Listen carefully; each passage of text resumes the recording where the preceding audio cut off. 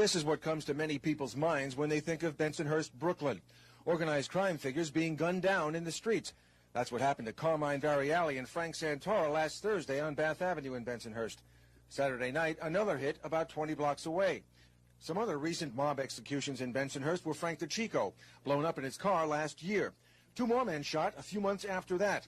Sal Scarfa's life ended execution style this January. So if you watch the news, you might get the idea that Bensonhurst is a place where mobsters come to get killed. The streets will never love you back.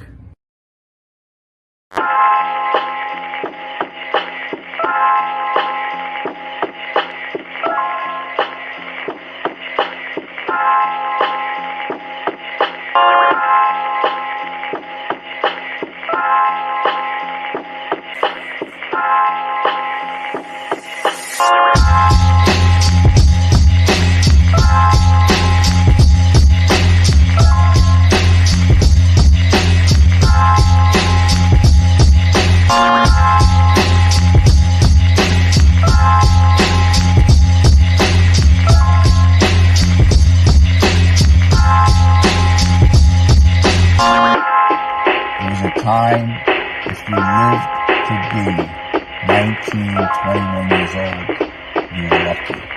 My neighborhood is very dangerous.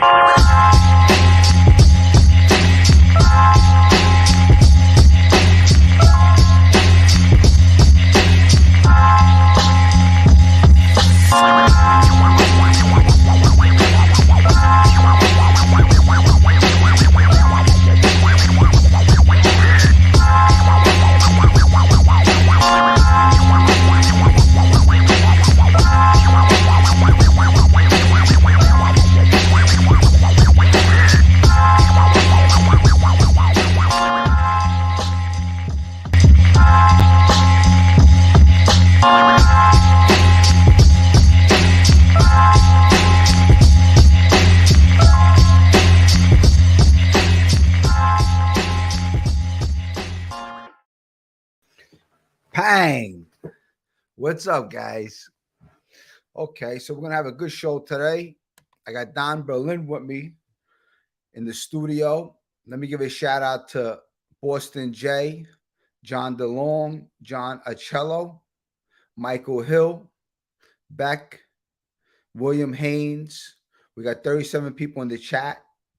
Thank you, everyone, for joining us today. We're going to have a good show. Let me make Don Berlin join us. Here he is. Hey, how are you? My co-host, Don Berlin. How you doing, everybody? Can you hear me okay? We hear you. We hear you good. You're staticky a little. All right, let me do this, okay? Let me come out of this device and get on another one. All right. Go ahead. And I'll come back in 2 minutes, okay? All right, so give me 2 minutes. All right. Bye.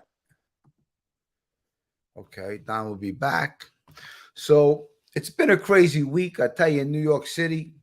I'm sure you heard about the scooter guy, the guy in the scooter that's taking pop shots at people. He killed an 87-year-old man. He shot like 3 or 4 other people in the course of just pulling up and popping people. So this is what's going on in New York. I tell you, it's a crazy world today, what's going on. Just think about walking down the street with your kids or your friends, and all of a sudden someone pulls up with a scooter. The guy don't even know you. He's popping shots at you. This is what's going on in New York City. It's a crazy world today. It really is. It's nuts. Beck, what's up, Beck? My brother Beck, how are you? How's everything? Hope you and the family's doing good. Boston J, I see you. Gino Stanelli, what's up, pal? How's everything? I see you. Boston J, my dog. Michael Hill. John Acello. Hi, Jimmy. I got married in St. Finbar's. Yes, St. Finbar's. Years ago, St. Finbar's was a Catholic school. It's still a church. It's not a Catholic school anymore. I think it's a shelter for the homeless. I pass by it every so often. Jimmy, that Elliot, Cruz, Bowman, Chrome, Effector, Eyes, Fire. Yes, I can't wait to get those cards. William Smith, thanks for joining us. William Calabasas, glad to join Jimmy. Love the Bath Avenue stories. Thank you. Thank you very much. All right, so we'll be waiting for Don Berlin. Let me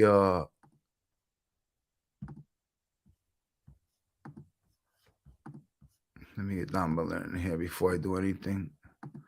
Oh yay! Copy. We'll paste. There you go. Don, just grab the link that's in the chat, and you'll come on. Just visit New York. Such a shame what it's become. Yes, the old New York. I tell you, I actually sat down with a super that I was working with the other day, and we're talking about the old New York, how we missed the old New York. Here's Don Berlin. Hey, is this Yeah, any better? yes, a lot better. Yeah. Ah, sorry. Okay. That's a different device. Yeah. So I apologize, everybody. I apologize. So what did I miss? Yeah, so I was talking about the guy on the scooter in New York City, where Yeah. he's pulling up to people, he's popping shots at people, killed an 87-year-old man, Yeah. shot a couple other people. So this is what's going on in New York. They actually arrested him, so he's caught. But this is the mentality of New York, because these migrants, they come from a different world than where we come from. Over here, you're accountable and you have to obey a law. So them just coming to this country, they think they could just do anything they want and get away with it, obviously, because their laws are a lot different than our laws. Our country is supposed to be a country of law. Yeah, and one of the problems when you have a border that is virtually wide open and no background and screening of individuals coming across the border, you don't know anything about their background, from a criminal background history to terrorism to diseases to any different number of issues. And there is no country in the world that does not have borders. I mean, a country has to have borders. That's what constitutes a country. So when you don't have borders, there are consequences. And what's happened is people made a political decision to a national security issue, and those two are mutually exclusive in this respect. The consequence of that is that thousands of people are being relocated from the border states to New York, Chicago, the sanctuary states, and what have you, because there's no ability to handle them in the southern states, and we have no ability, to do any qualitative background screening to see what these people's issues are. And so, these kinds of violence that is occurring on the streets of New York, are just, only going to get worse. Because who's going to take care of these people? Who's going to give them the vital services that they need in order to even have a chance at becoming, law-abiding persons? They don't have any food. They don't have any shelter. They're all living who knows where. Um, and it's a real problem. I mean, it really is.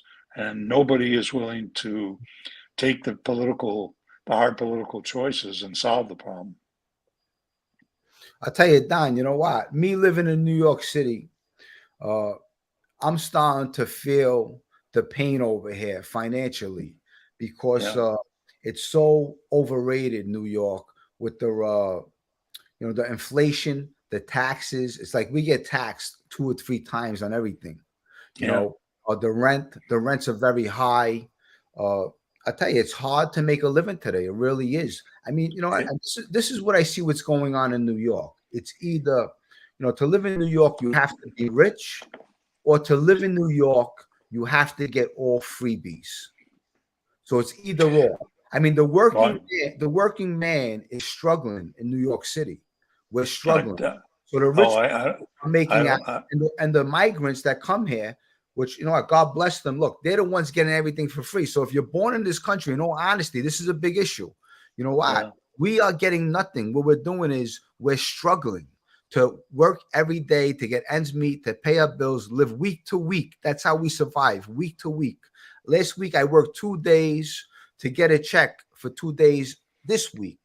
And yeah, hopefully this week I'll work a whole full week, because so my boss said we might start getting busy. So yeah. this is what's going on with the working man. It's hard to make a living and support your family. Well, and you know, that raises even deeper and graver issues. You know, we are a country of immigrants. There's no question about that. This country is founded on immigrants. I myself and my brethren, uh, Colonel Edward Reilly, we did this video for Fourth of July, and we talked about that it is a country of immigrants. But there's a big difference, and that was that these were immigrants who came to the United States under a criteria that allowed them lawful entry, and they had sponsors that could take care of them. There was a mechanism under which they could come here and make it here. Um, Today, you're flooding the streets of America with people that do not have a sponsor. They don't have a job. They don't have shelter. They don't have food. They don't have health care. They don't have schooling. They don't have any place for their children. They have no means to support themselves legally or otherwise. Okay. Well, when you do that, there's a consequence, and the consequence is exactly what you're talking about, which is you can't make a living. You can't. You're cavitating the middle class market by doing that, because the middle class are the ones who have to pay the taxes to support that. The rich have no problems at all. They just simply leave. That's what's happening in New York. They're just leaving. And much like they did years and years and years ago, I don't know if people remember, but the same issue was occurring in Detroit. That's what caused Detroit to collapse, literally. And Detroit was a powerful city at one time. The It same thing with was. Pittsburgh. Pittsburgh was a powerful city when you had the Yeah. steel mills. Now we don't have Yeah. them no more because everything is declining. Because you You're know right. what? Why would you buy a steel from America for a big price when you could buy cheap steel from China? Right. Right. And you know, not only are we buying cheap steel from China, but we are also using other economic uh, tools to support them and to ensure you know, that they're able to, you know, compete unfavorably with us. And it is a form of wealth redistribution in one sense, when you're doing that. But if you're going to have that, which is a form of socialism, when you're going to have that, then you have to understand there is a consequence. And that consequence is that things like happened last night to the old guy that got shot, you know, on the scooter, to the other 5 or 6 people that got wounded, and the countless other people that are being murdered in Chicago and New York and places like that. That's the consequence. If you want that consequence and you're able and you're willing to put up with that, hey, continue doing it, but don't complain. Don't complain when your friends, your family, your neighbors, your loved ones are being murdered in the streets. Don't complain. Okay? That's a consequence of open borders and the policies that cause that to occur.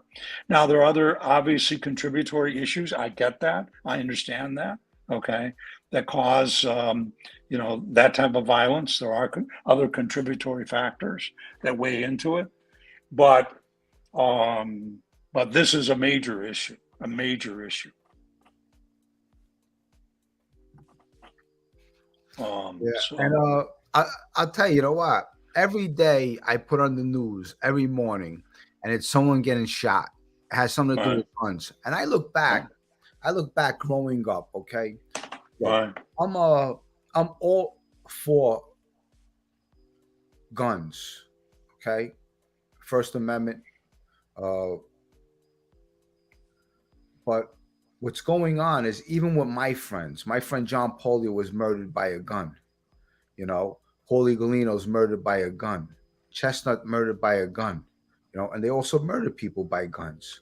What I'm saying right. is that, you know, how do you address this problem? I mean, young kids. I mean, it's not only the Italians. I mean, these young kids, these black kids in these neighborhoods, they need guns for protection. So the thing is, how do you address an issue like this, gun violence? How do you address this? You're not going to address it by making guns illegal and taking guns away. That is not addressing the problem. Um, the violence and murders on the street are done by people who seek to kill other people. Guns are merely an instrumentation or instrumentality of that form of murder. Taking the guns away is not going to result in less murders. If anything, all it does is result in other means to acquire more and more powerful guns. What you have to do is you have to deal with some of the root causes of the murders that are occurring on the streets. For example, okay, certainly we've talked about, you know, a more secure border, but another issue is getting guns off the street and empowering first responders and police and what have you to do that by, you know, starting with quality of life crimes. That are occurring in New York that allow them to stop somebody and question them and talk with them and see whether or not, you know, they do possess a gun. Um, and and of course, obviously, it also includes neighborhood policing. You got to put cops in the neighborhood. There has to be a relationship between police and the community, I truly, whereby yeah, I truly believe that the police needs to be friendly with the community, because in all these communities that whether I grew up in, we did not like the police. The police need to really step it up and put their hand out and start being friendly with the community. yeah, yeah. You know, in earlier administrations in Chicago, from where I come from, you know, they had very high quality um, neighborhood policing policies where the police were deeply engaged with the community using a number of different kinds of techniques. And they did work. Crime did go down, murders went down dramatically. Now they used other things, other tools that included, you know, not only neighborhood engagement, but other things as well that also work. It takes a number of different tools, but you have to start at some of the more basic things, you know, that are affecting the country as a whole. And national security at the border, in particular, you know, is a major issue. You know, otherwise, what you're subjected to is putting a place like New York trying to solve this problem is like ladling out the ocean with a thimble. I mean, you know, it's like trying to take the water out of the Hudson River with a spoon. You know, You know, it's not going to happen. Don. Since we're on politics, and we're going to talk about everything. What do you think about this DA indicting Donald Trump? I'm just curious because this guy Donald Trump. Obviously, he's he's going to become a president. He's running for president. And do you think that there's interference involved by them indicting this guy? You're talking about the DA in Manhattan, or you Yes. mean the Yeah. special counsel? Okay. No, the Well, let me DA. just say, forget about the political aspect of it for a moment. Think about it from the perspective of, can this defendant get a fair trial in Manhattan under the circumstances of not only the venue, in other words, the electorate, the jury system, and also with a DA who ran on the foundation of indicting somebody strictly because of his politics. Okay, this was not an indictment that was brought because of a series of criminal cases. This was an indictment whereby they went after the individual and they fitted the crime. Okay, well, we don't do that in this country. We don't target an individual and say, okay, we want to indict this person for anything. Okay. let's just find whatever we can, throw it against the wall, and see what sticks. That's not the American way. The American way is a bank gets robbed, you chase the bank robber, and you capture him, and you charge him, and he goes to jail. Okay. The idea that that an individual is charged strictly because the DA says in political speeches before while he's running for office, I am going to get this person. That is my policy. That's what I'm running on. Okay. Well, right off the bat, that's a problem for anybody. Forget about Donald Trump or anybody else. Any citizen that is targeted like that.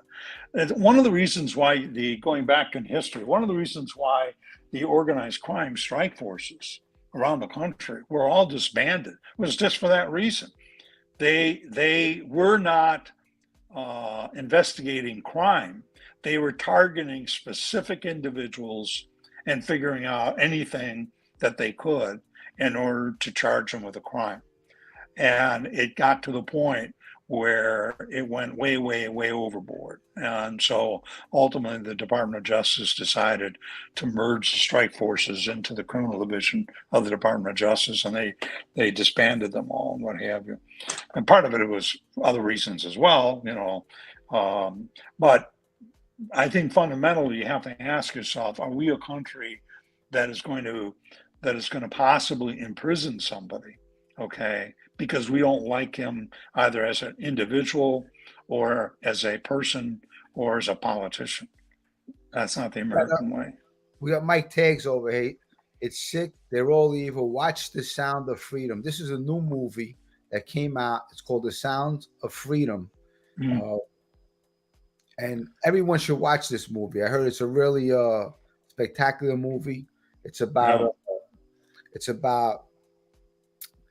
kids being kidnapped, and you know how this country's being run, the deep state, the secrets of this country, that you know what's going on behind the scenes. And there's a lot of evil in this country. You know, it's a powerful nation, but there's a lot of evil in it. You know. Well, I think there's a lot of evil in the world generally. Absolutely. You know, 100%. and I think that when you have a situation such as we do right now, where the country is torn apart, both politically, economically, from a national security perspective, in seemingly every way, is bringing out some of the very, very best in people, but also some of the very worst.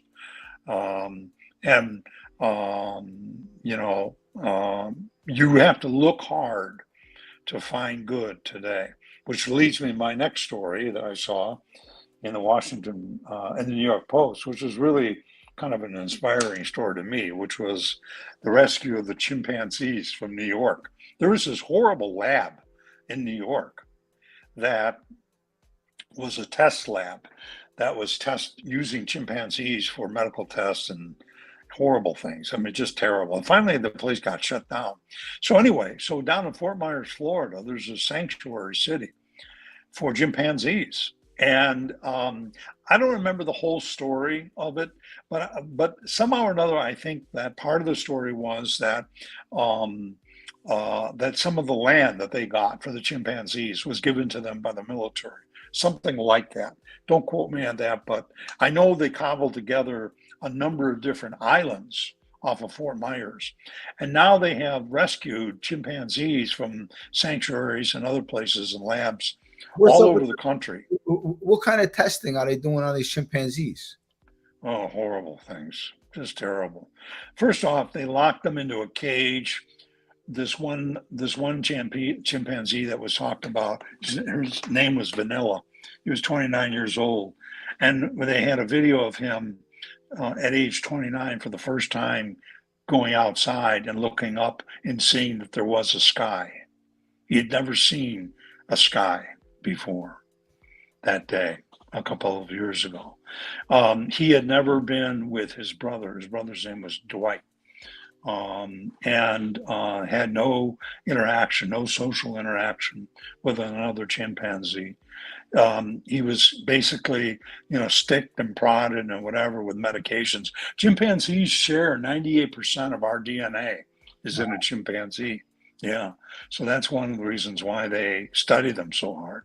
But it got to the point where it was terribly abusive. And being an animal lover myself and owner of dogs and horses and whatever, it breaks my heart when things like that happen. So the story today in the New York Post, everybody should go read that story, because at least there's a little bit of good news in somebody's heart. And donate, donate to the sanctuary. You don't have to donate money. They actually need blankets and sheets.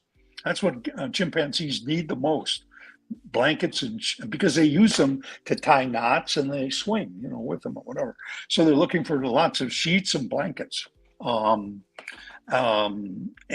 other things like that. They're not necessarily just looking for funds. They're looking for other kinds of support and what have you. But anyway, the bottom line is they close this no good fucking lab down in New York, and they moved the chimpanzees to one sanctuary, and then they finally landed up at this really good one down in Fort Myers, Florida. Read the story. It's in the New York Post. It's a great story. And also, I wanted to put, because I was reading, it was actually on the front page of the New York Post. Yeah. Robert De Niro's grandson, Leo. Oh, he passed away. This kid was a handsome kid, 19 years old, fentanyl. I actually follow his mother. I correspond with her every so often, say hello. She says hello back. But it's a damn shame. A 19-year-old kid, another one we lost, talented, good looking, and gone. It's just it really sad. A sad thing. It really is. This fentanyl. It got another one of our babies, and it's just it's really a sad thing. Here again, it goes back to what we were talking about before: open borders. I mean, I hate to keep on harping on that and trying to blame everything for it, but the fact of the matter is, fentanyl comes from China. The precursors come from China. They make it to Mexico, and they come up through the southern border via various different mules and other methods and what have you. And then they poison the streets of America. My wife, who works in the addiction medicine field as a clinical psychotherapist and an addictionologist, talks about how last year 146,000 people died of overdoses in America. Can you imagine? That is all of the people that died in Vietnam, Iraq, and all of Afghanistan and Syria combined die every single year. It's sad. It's sad. It's disgraceful that that's happening in this country. What's really sad is that these people are addicted to it. Yeah, it's terrible. And the thing is that a lot of these overdoses, what's so frightening is that many of them are totally unintentional. Kids that are getting hold of one thing that they believe that they're getting, like maybe, heroin or whatever they're shooting up with, not knowing that it's, that it's tainted with fentanyl. And the result is that, they literally die after one dose. And here again, you have to ask yourself, Robert De Niro's grandchild, okay, from a very good family, obviously, that had, a life in front of them that was, unending opportunities, and disaster. And the worst thing about it is that those are the kinds of patients, the families that, my wife sees all the time. She doesn't tell me who, obviously it's not allowed, but, I know that she talks about the terrible trauma to the family members who are left behind that try to make sense out of, these kinds of deaths and don't know how they can move forward. It's devastating. It's devastating because you know what? You have someone in your life, from whether it's your son, your daughter, whether it's an uncle, a father. You have someone in your life that you know forever. Then all of a sudden, that person dies of an overdose fentanyl. That person's gone forever. It's a broken heart. It's something that's so sad because you know what? If that person wasn't addicted to that drug, he'd probably still be alive today. These drugs Yeah, are killing off a lot of people. yeah. We, in the mob tube genre, lost Mims. Mims was a wonderful person. And somehow or another, I'm not going to get into the whole story all over again, but she was sent a package by her boyfriend, um, and was told to hold on to it. And she did. And then next thing she, either was asked to take it or she did it on her own, or I'm not sure what the real facts are. I think Miss Can't Be Wrong is closest to us all and knows, the real facts. But the result was it was just, killed her. And then she really suffered because they didn't kill her right away. She suffered for days and days, and so did her family until she finally died. Yeah, we have Um, back from Brooklyn. I didn't know that came from China. He didn't know the you know, fentanyl came from China. yeah. Yeah, fentanyl precursors, the chemicals that are used to make fentanyl are predominantly manufactured in China by Chinese gangs and organized crime, which is dissimilar to our organized crime that we once had, but Now, Don, similar in other respects. Don, maybe you know more about this than I do. Is fentanyl, is that a cheap drug?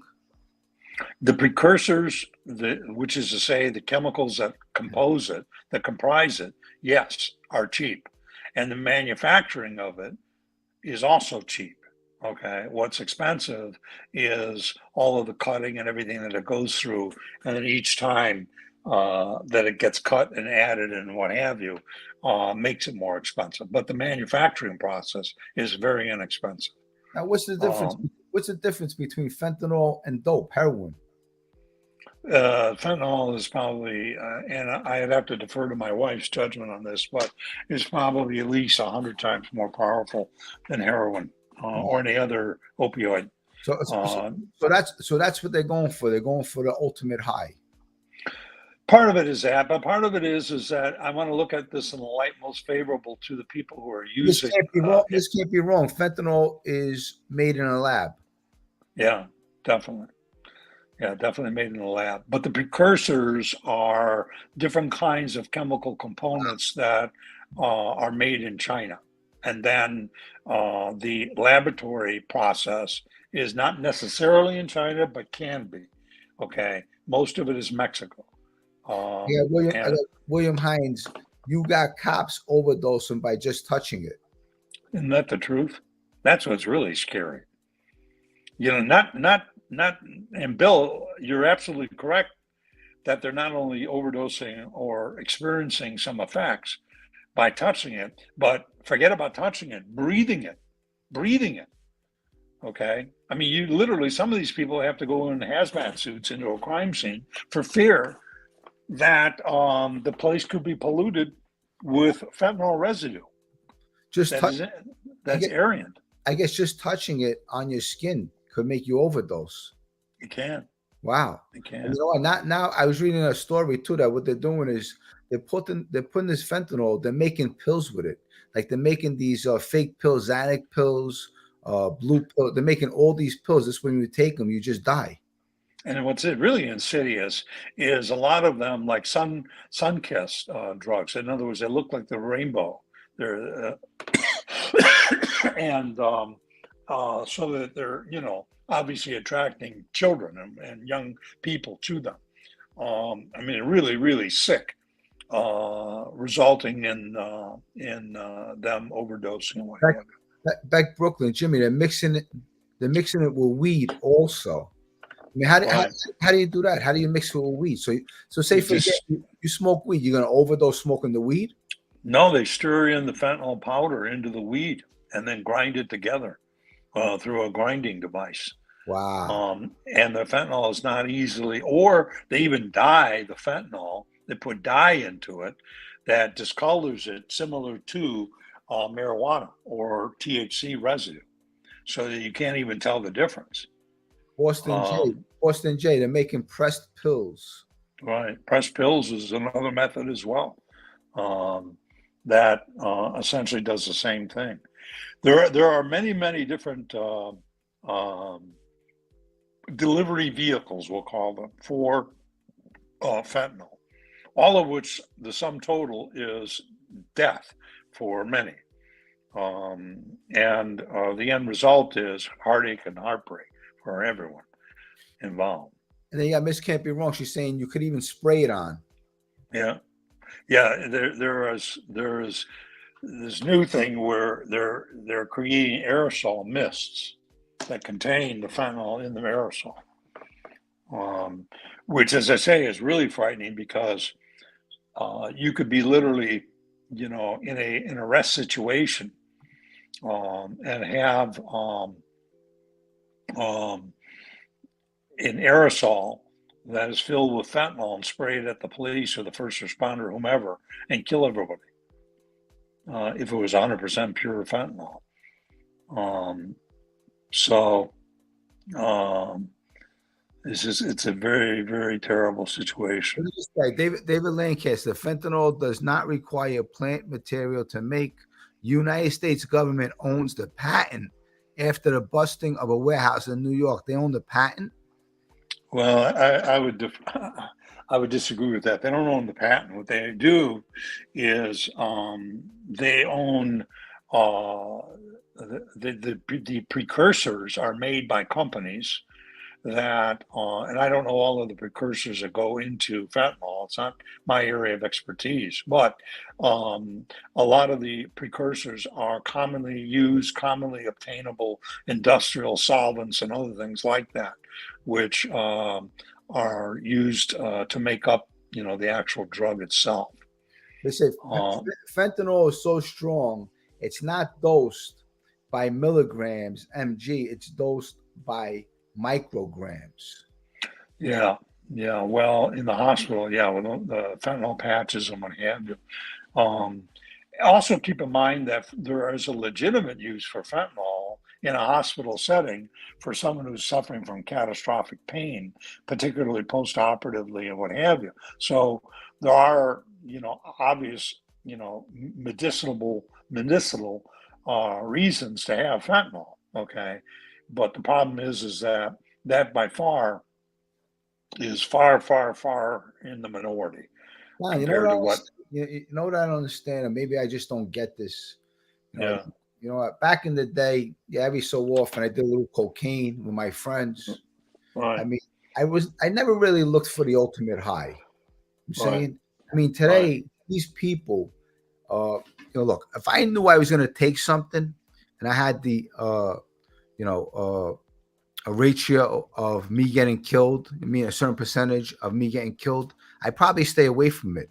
I mean, I know a lot of these people are addicted to these drugs and stuff like that. I mean, what is it as, a drug user, a drug addict? When do they say enough is enough? I was never addicted to drugs. I was never addicted to drugs. Yeah, let me. I've been in recovery for well over 30 years, and I can tell you that for alcohol and drugs and what have you, a lot of it relates to anesthetizing true pain as we perceive it, true physical pain as we perceive it. Okay, a lot of that is present with people who are in the military that have suffered catastrophic, or debilitating injury and are given pain narcotics, and then, they've suffered an amputation, a spinal cord injury, head injury, whatever it might be, and they're given pain narcotics to deal with the physical pain. But then there's also emotional pain and spiritual pain and psychological pain. But for some people, all of that manifests itself as true physical pain as they perceive it. And so any drug that can be acquired to anesthetize the true physical pain as they perceive it. And that's the key word, as they perceive it, okay? Because part of that pain can be emotional. it can be spiritual, it can be psychological, but it all presents as physical pain. It's like different eggs of an omelet, if you will. Um, so, you're very fortunate because clearly you had in your early years, especially when you're out on the street, a lot of traumatic pain and suffering and injury that would have otherwise licensed you to use narcotics to anesthetize the trauma. Dom, I listen, we did use narcotics. Me and my friends, we did use narcotics. A lot of cocaine back then, a lot of marijuana. As far as the dope, never did it, stayed away from it.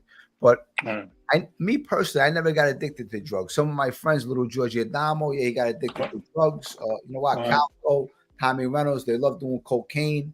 But I mean, this fentanyl stuff, this is like the most serious shit. I mean, it's 100 times more potent than dope. I mean, I watch these videos of these people doing these drugs. These people have sores all over their bodies. I mean, you know what makes you say, you know what, I don't want to do this no more. I don't want this no more. I mean, is that possible? It is possible, and it does happen to thousands of people every day where they decide and they make a choice that the pain has been too great and the consequences are too profound, and then only do they change. Okay, that's a very important, if you will, trite but real saying. When the pain is too great and the consequences are too profound, only then do we change. So when the pain gets too great, when they've lost everything, their job, their family, their home, their kids, their career, their license, their money, whatever those consequences are, and they lost those types of materialistic things. And finally, some people, frankly, and this is the saddest of it all, never happened to me, but I know of others that it did, they lose their God. They lose their God. And they find themselves in the desert alone and ultimately crash. What you hope for is that crash is not lethal, that it's a crash from which they make a decision to change and get help. And that does happen to thousands of people, okay? The statistics still are not great, okay, admittedly so. One of the reasons why I happen to believe that anybody who has been able to successfully sustain themselves in recovery and in sobriety, in my view, those people are truly a miracle because the odds are not with you. They are not. So to answer your question more directly, why can't they stop? Because A, they're an addict and they're unable to. But B, they can if they choose to, and they get help to give them the opportunity to. Okay, and that means treatment. And also, Don, and I know, look, throughout the course of my life, I'll be 54 years old this year. You know what? Yeah. I never ever seen.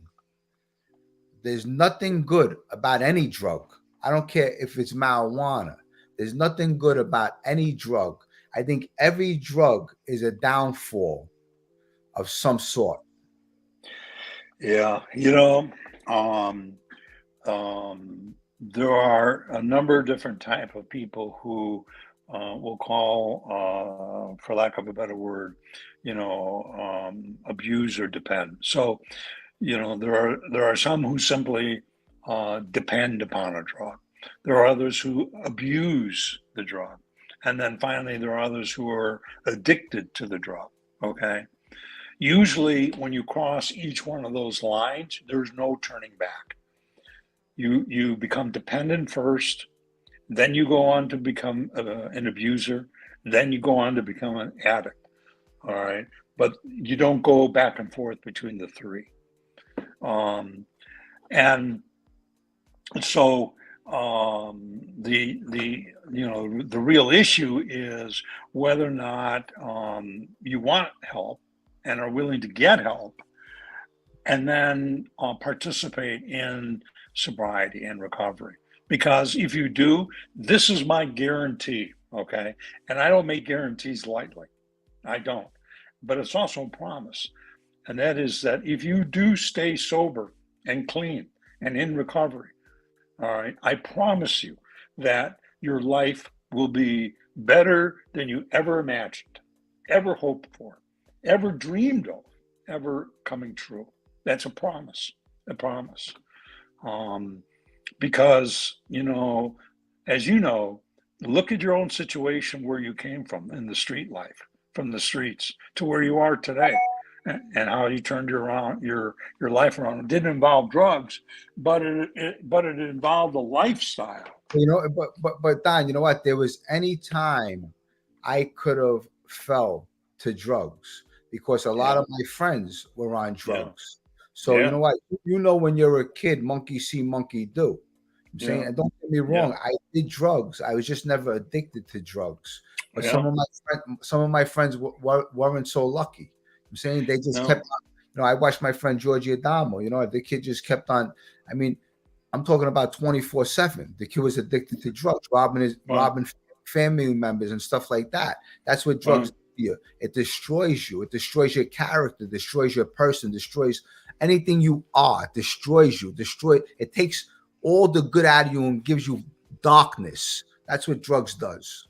It does. It does. And people misunderstand that drug addiction is not a quantitative disease. Okay, they get hung up on that. It's not how much you ingested, how much you drank, how much you used. It's a qualitative disease. Has the quality of your life been overtaken by the quantity of your consumption? Has the quality of your life been overtaken by the quantity of your consumption? For some, that quantity could be literally one shot of scotch, and that's it. They're fucked. Okay. For others, it could be, literally a fifth of scotch a day for 10 years, 20 years, 30 years.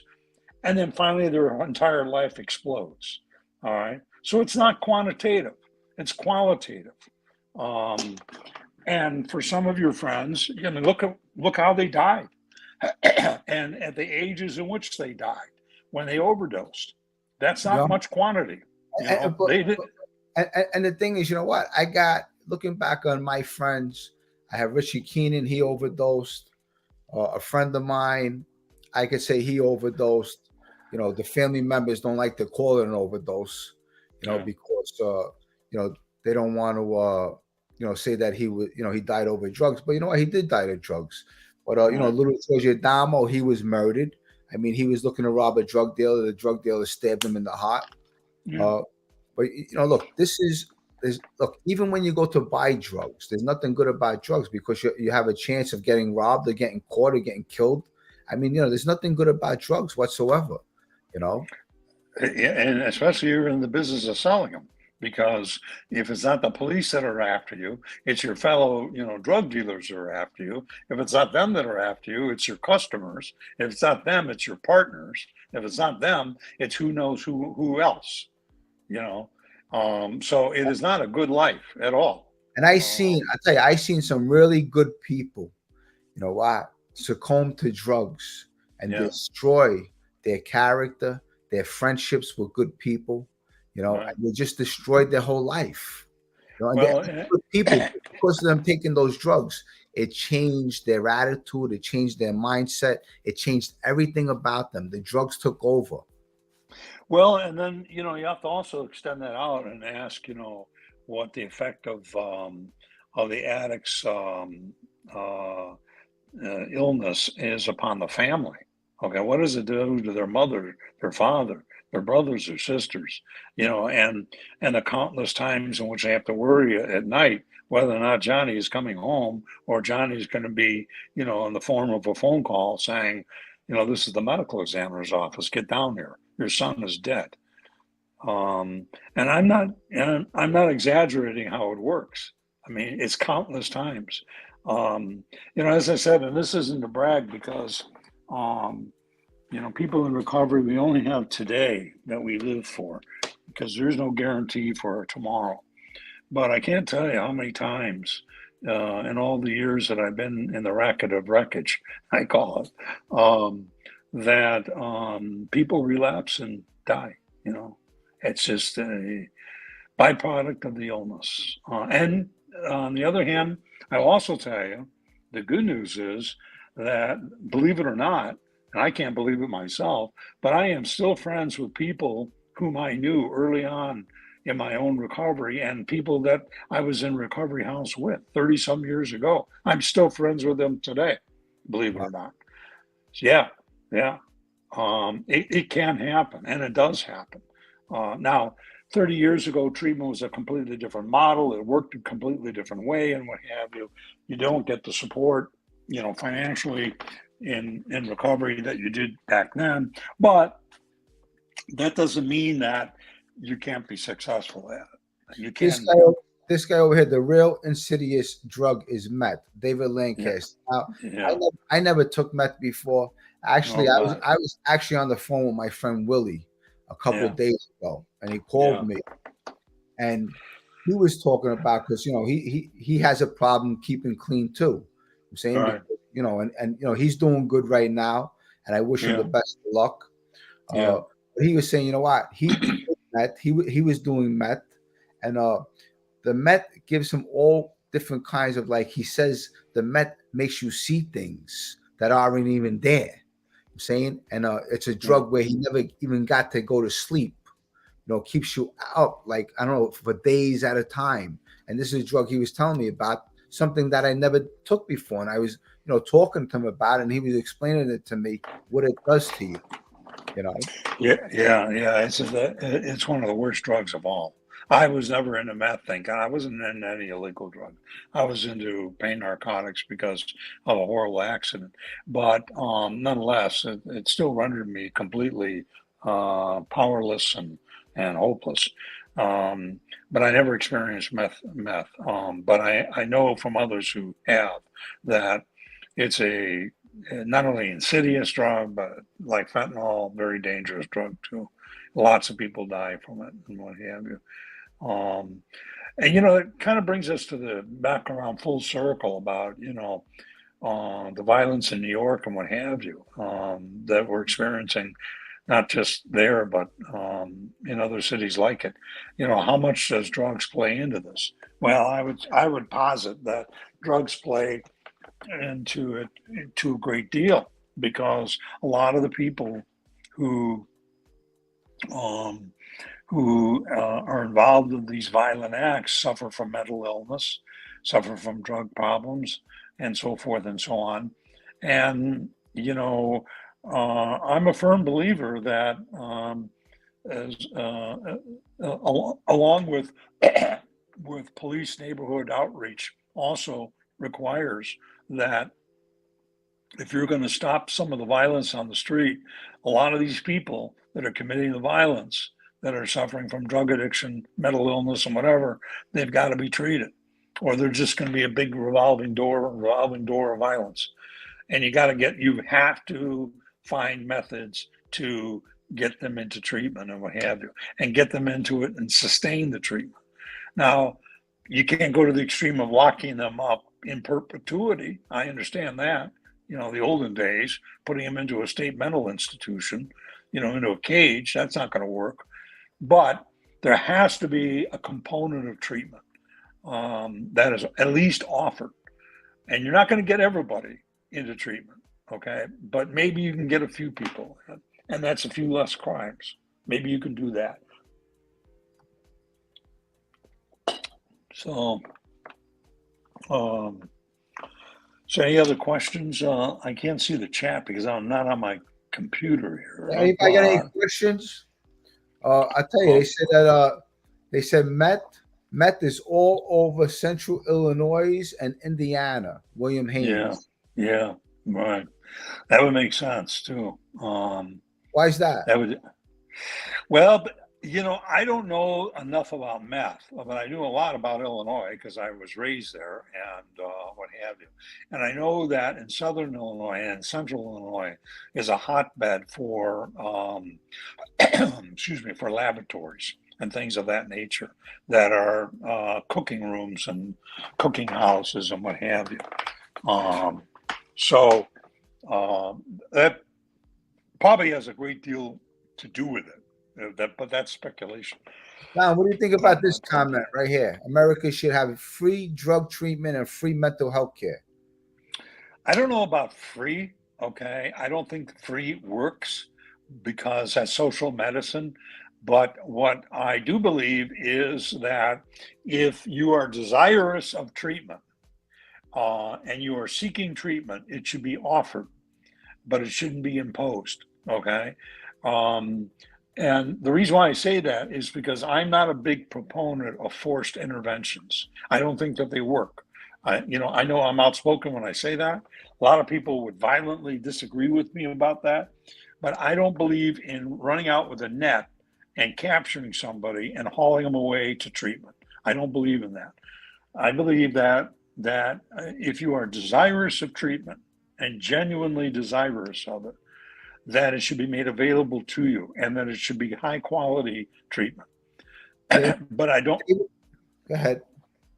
but I don't believe that you should have these big huge free facilities everywhere for the mentally ill or the homeless or whatever. In all honesty, I think if it's free, nothing gets done for some reason. No. If it's free. No. I think everyone looks at it as a joke.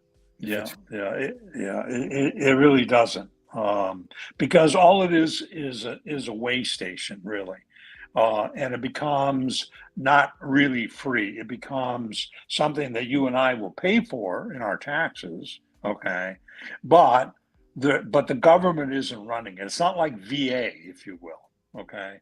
It's going to be run by an organization, and these organizations will make billions and billions of dollars at it. David Lancaster, for every day you spend on meth, your body ages 10 days. That sounds logical to me because I know meth is a wicked disease.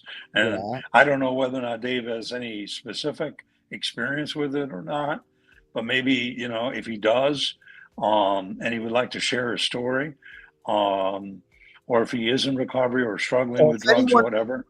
Yeah, if anyone's in the chat that wants to share a story, a drug story, a story of redemption, let me know. I dropped the link. You come on, you could tell your story. I like that. I love stories. Yeah, and not only is it available here, but as everybody knows, or most people know, the Addiction and Recovery channel is the companion channel for MobTube.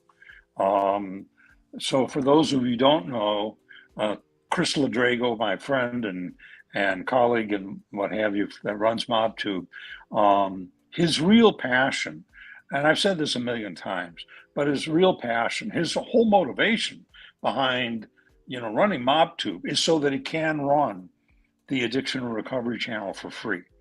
He doesn't accept donations. He doesn't ask for donations. Doesn't like donations. He doesn't ask that they be given on that show. He's there strictly to provide a medium for people who are either in recovery, struggling with recovery, want to know about recovery and sobriety. So if anybody ever wants to come and tell their story, that's the place to tell it, or you can do it here too. And also anybody, I hate to interrupt Don, and anybody that really needs help with addiction. If you really, really, really need help, reach out to me. I have a friend of mine that actually runs addiction clinic, so if you really, really, really want to change your life and you really want the help, I will reach out to my friend. And you know what? He told me if there's anything he could do to help anybody, that's what he's there for. So, if I could help you, I could reach out to him. And you know what? We could get you in a addiction place and start working on your life, getting it better, putting it back on track. So if that's something you're interested in, you reach out to me, therealjimmycalandra@gmail.com, and I will reach out to somebody that's powerful in these addiction recoveries. And you know what? They will help you also. Okay, because that's what I do. I want to help people. Okay, but if you really want your life, that's what you do. Reach out to me, and I will reach out to them. and we'll get your Yeah, life back. yeah, and that's all you can do is be there for the hand reaching out, not to drag the person into treatment, but be there for the hand that's That's the thing, reaching out. and that's the thing too. We find ourselves in certain positions because of the choices we make. Whether Right. whether you're addicted to drugs, whether you did a foolish deed, whatever it is. But there is no look. You can fix your life at any time if you really want it. I mean, it's You like can. if you really want it. I mean, some people they want to have a good physique, but the thing is, they never get on the floor and they never do a push up. So you're never gonna Yeah. you're never gonna get it. I'm saying so. Yeah, exactly. If you really, really want it, you know what? You have to give a little of yourself to Yeah. get. So said, We we're here for you, and it's always a hand helping another hand. I mean, someone reaching right. out to you, me reaching out to somebody, that person reaching out to somebody, and us coming to help you. So you know what? That's what we're here for. We're here to help people any way we can. Any resources that we have, we're looking to help people. Look, it's really hard coming from the depths of, I'll say, hell. I mean, from the depths of the street, losing your friends, going down a path that you think is right, not knowing a good person, then you know what? Not realizing who you are until you're maybe 29 years old. You have your back against the wall and you say, you know what? I don't want this life no more. I want to start today. And you know what? I did it. So can you. I know you can. Yeah. Yeah. When I came into treatment on Christmas Day, 1989, that's my official date. I came in with 3 bags of dirty laundry. I had a computer. I had my health insurance card, and I had $358 left. Now, prior to that time, I was a pilot. I had a pilot's license, a driver's license. I had a career. I had licenses in my respective field of practice. I had a home. I was married. I had a family, and so on and so forth. All of that was gone by the time I hit the doors of the McBride Center. And today, I've got all of that back and 100 times more. Okay. And I owe it all to recovery. I truly do. Because without that, I would have nothing. And I look at this like Jimmy looks at this. We owe so much to the person who is still struggling because that was us at one time in our life.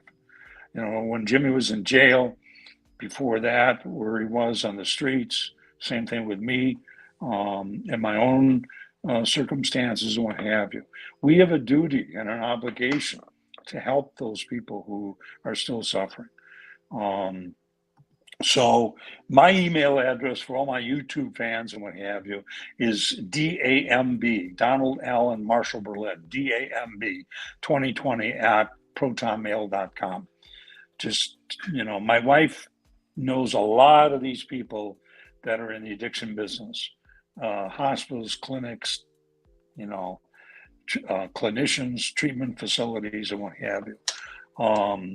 She's helped a lot of people that through this show, that are some of her patients came from this show. I don't know who they are, but I know that they did come from this show. They were listeners on this show. All you have to do is reach out to me and I'll refer you to her or anybody else that I can. And look, even if you need someone to talk to, you can reach out to me. I'm a good listener. I really am. And I tell people, that's one of my superpowers. I like to listen, So Don too, listen, we're here to help, any way we can. Look, but you also got to help yourself. You just can't do it. You have to want to do it, and you have to do it for the people you love, the people who are, rooting for you. Saying because they're watching you succumb and they want to see you do better. So I'm giving you this opportunity. Fix your life, man. Give it to Christ. Do the right thing. And I'm telling you, listen, you know what? In a year from now, a couple months from now, you're gonna feel so good about yourself. And some you could even be a counselor. You know what? You could talk about your experience in your life, whether it's drugs, whether it's doing prison time, whatever made you fall down. I'm saying get yourself back up. And the thing to remember, I think, the most about all of this is that a lot of people are reticent about coming into recovery because they don't like the issues of religion, AA, and other programs like it talk about spirituality and so on and so forth. I have an old saying, and it goes something like this: there's a difference between religion and spirituality. The difference is that religion is for those of you who believe in a hell, and spirituality is for those of us who have been there and have come back and have come back and have come back. Okay. And that is the life of a person in recovery. We have been to hell, but we've also come back.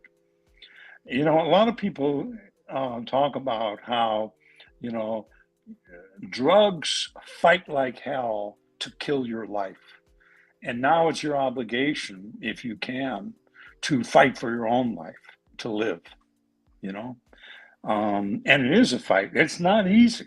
I am not deluding anybody into believing that recovery or sobriety is easy work. It isn't, okay? But the rewards that you will receive as a result are incredible, more than you could possibly ever imagine. And I promise you. I promise you that. Jimmy, greetings from Amsterdam. Boy, now they got a lot of drugs in Amsterdam. Love you should Amsterdam. Show respect. I tell you, it's a place I would love to visit. Amsterdam. Yeah. I've been there. I mean, I'm sure there's a lot of sin in Amsterdam. Right? Well, but they have beautiful tulips there, I'm sure country. I'm sure just a lot of sin. I know there's a lot of marijuana there. I know there's a lot of sex going on over there. Yeah, that's in the windows all over the place. That's great. In the windows, right? All you have to do is watch. You don't have to you just watch. That's it. Enjoy the show. Just walking down the street, Enjoy the show. Yeah, it's unbelievable. Unbelievable. But anyway, I think that Dom, and I want to say this because the way you talk about this, and I hear it in your voice, how much it bothers you. Okay, it bothers you, and how much you want to help people. Because you went down this road, right. And you beat that. You beat that, thank God, But I see how much it bothers you, how much you want to give back. Yeah. I hear it in your voice. Yeah. Yeah. Well, because of the road we've been down. So you know the road that those people are going down. Yeah. Yeah. And part of the reason is because if you do not give it back, you will ultimately lose it yourself. Okay. Because what happens is you forget how bad it really was and how horrible life had become and how hopeless and filled with despair that your life had once, been. So you have to be able to reach back and help people who are still suffering, to remind you that's where you could return to. And that's what they mean by, quote, keeping it fresh. Because if you forget from whence you hail, you are bound to return there, and that you never want to do. It's really important, and that's one of the motivations behind why you want to help people. Frankly, to be very honest, is so that you don't go back to where where you came from. Jimmy, read my comment to Don. This is from Boston J. Is this it, Boston J? Bragging about drug use sad? Drug use is sad, John. I can't. That's someone else, that Jersey girl. Okay, it's the same. I haven't met card. I don't know. And maybe he sent it to you privately. Could be off chat.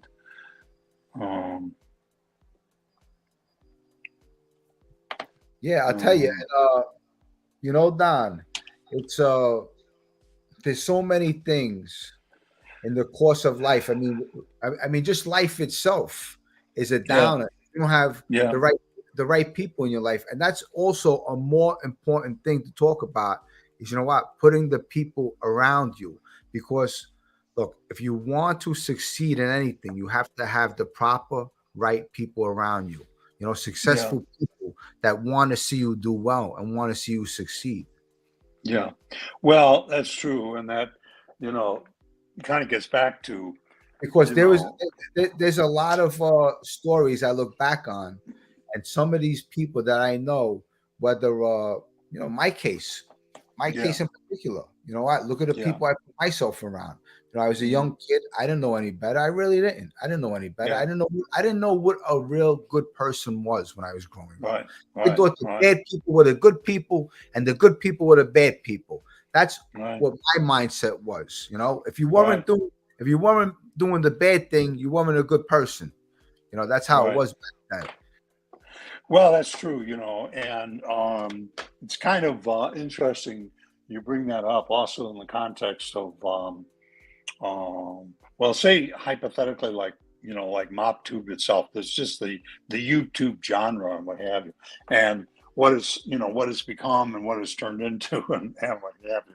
You almost have to laugh at it because the cast of characters keeps changing, keeps evolving.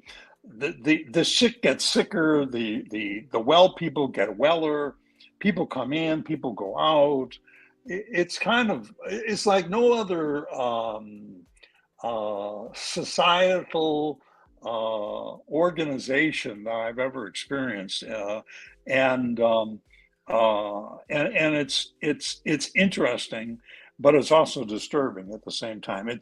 At one level, it is like watching a train wreck about to occur, and you're just so fascinated you can't take your eyes off the railroad train.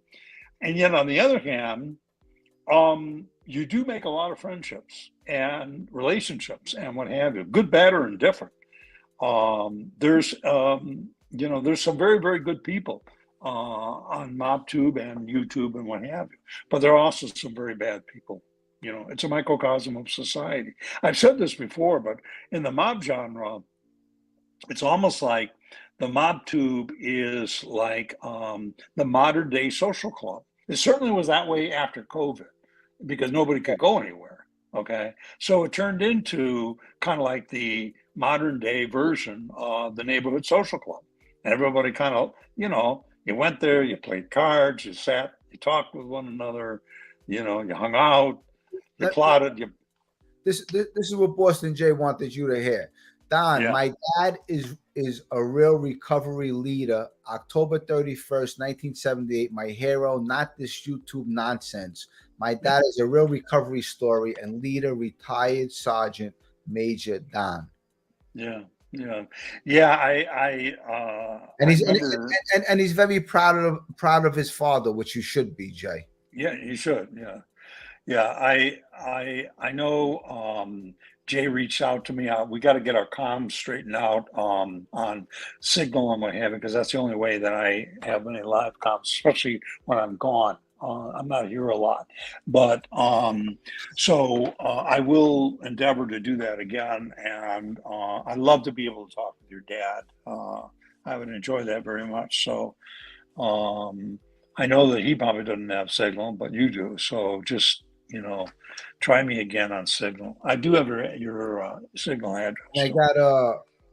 I got Sonny Money in the house over here.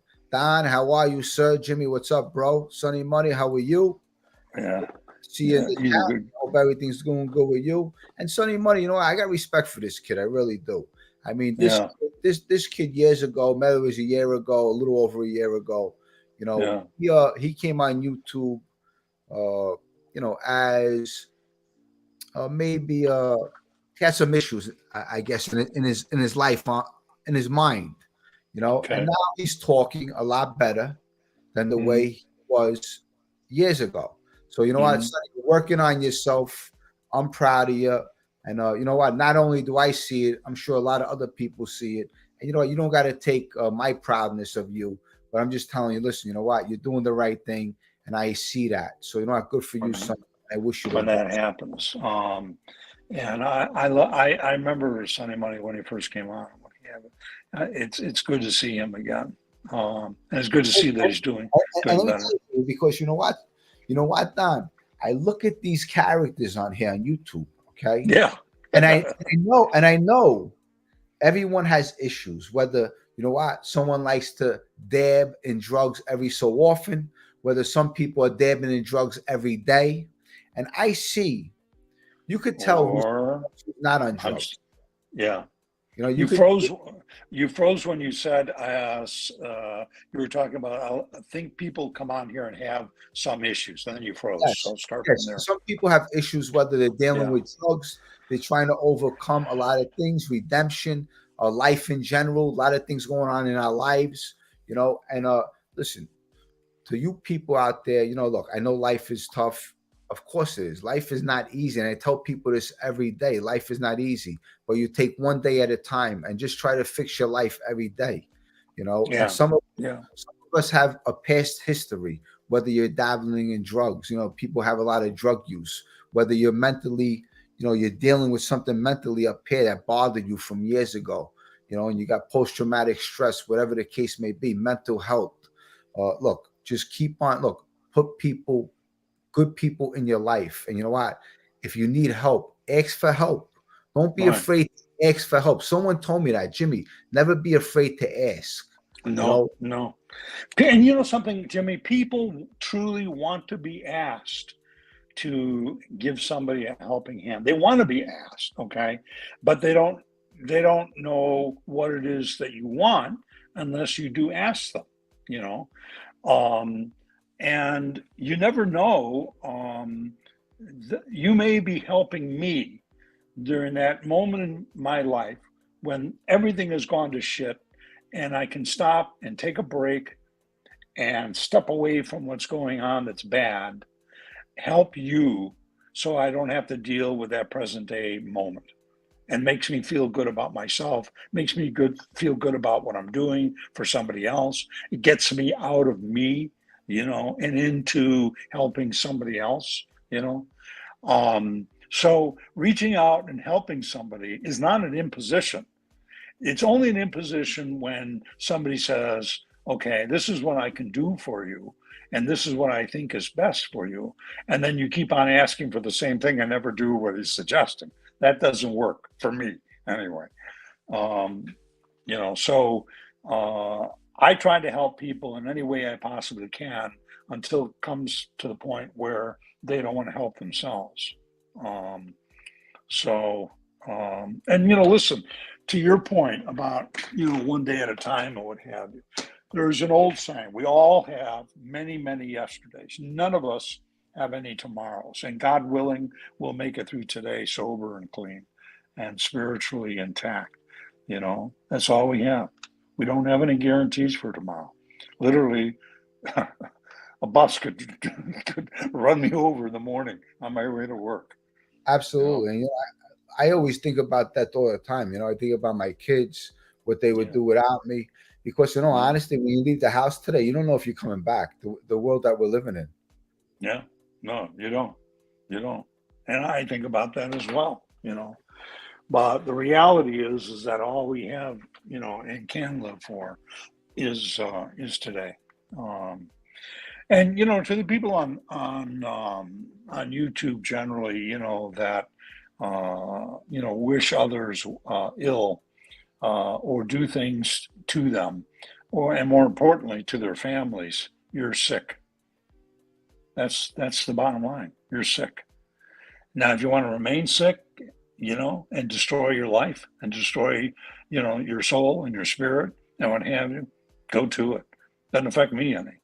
Um, but but to go after somebody's family because you just don't happen to believe that you can engage in a fair fight with the individual that you're not happy with is because you're a sick person, you know, because that's what sick people do. And I've always said, healthy people attract healthy people. and sick people attract sick people. So, you have to surround yourself with healthy people, and you will learn to do things that are healthy, because that's what healthy people want for themselves and for others. Yes, and crazy don't know crazy, right? Yeah. Boy, isn't that the truth? Jesus Christ. I tell you, Don, if you really think about it, right? Think about all the mentally disturbed people on YouTube. Yeah, there is that element. It just seems like there are a lot of people who have significant mental health problems. They come to YouTube, and the mental health problems are like scabs that get picked at and become worse and worse and worse. And it brings out the worst of not only the individual, but of the mental health problems as well. I know a lot of people who had, problems with addiction and what have you, untreated. I can think of one person in particular, got involved in the YouTube world and what have you, MobTube world in particular. And there's just like no hope, it seems like. And I know of other people who, that are friends of mine that have been falsely accused, and slandered time and time and time again. But they just keep on going, they're not affected by it and what have you. It is a microcosm of the world in which we live in, unfortunately. Well, we're on for an hour and 20 minutes. I mean, anything else we want to talk about, Don? Not this week. I think we've covered about everything. Next week, I got some ideas I'll talk to you about privately during the week. I want to talk about some mob stuff next week. So I'll sit down with you. I'm gonna, I also want to talk about, when I went to go visit Sammy. I'm saying, maybe we'll talk about that. Yeah. So the people would be interested. How Sammy. Yeah. When I met him, I stayed with him for a couple of days, so we could talk about that. We could talk about a couple of things. Yeah, for sure. All right, very good. Well, listen, everybody. God bless everybody. Be safe, be strong, be sober. Stay 2 steps ahead of the coroner at all times, and reach out if you ever need anything. If you need help. Absolutely. Anything we could do for you, reach out. Just don't ask us for money. Because we got none. But we will definitely help you for sure. Absolutely. And everyone that showed up, Austin J, Beck, all the people in the chat, William Haynes, Big G, 484. Thanks for showing up. I appreciate it. Scott H, Live and Let Live, Bella Napoli, Batcave. Thank you. Rich Raymond Kaza, Jesse Roth, Jersey Girl. I hope everything's good with you. Sunny Money. Everyone out there, Miss Can't Be Wrong, thank you so much. And, I guess we'll see you next week on the next show. Okie doke. God bless. Be well. God bless, Don. I'll see you soon. Love you all. Keep Christ in your life. Do the right thing. And I'll see you next week. Bye, guys. Love you. Bye.